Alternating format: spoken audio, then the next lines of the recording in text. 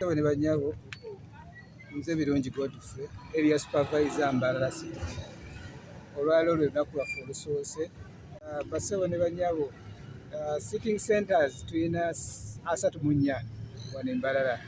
Abayizi simanyi bulungi namba kubanga buli ssomero lirina abayizi baabyo, naye nga tulina sitting center 24 wano MBARARA mu city.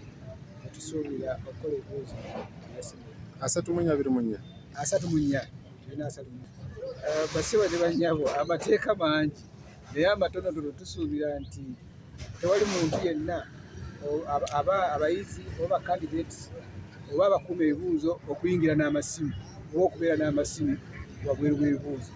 Ekyo tekikkirizibwa.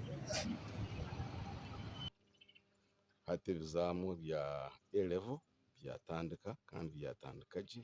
Twatandika na economics, tuyine candidates bakuhika 18.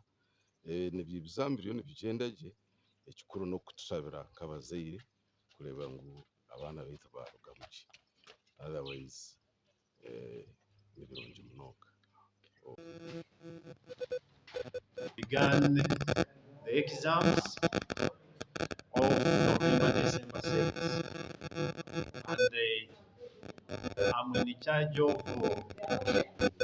18 centers. Ngu tarochizo kuchona pepa zona zijaje UBTEB state ngereje zazireta zisparkingire kandi twazihaja polisi ayendo gambira coordinators na invigilators examiners zishaba ino bakuma abana bano bakore bigeze ebyo kandi tekateka kurigiro kutuba training no tubashomise ari MBARARA Community Institute mutekateka ngo basa kuhikaje kandi nshaba ngo exams zezi zikweje.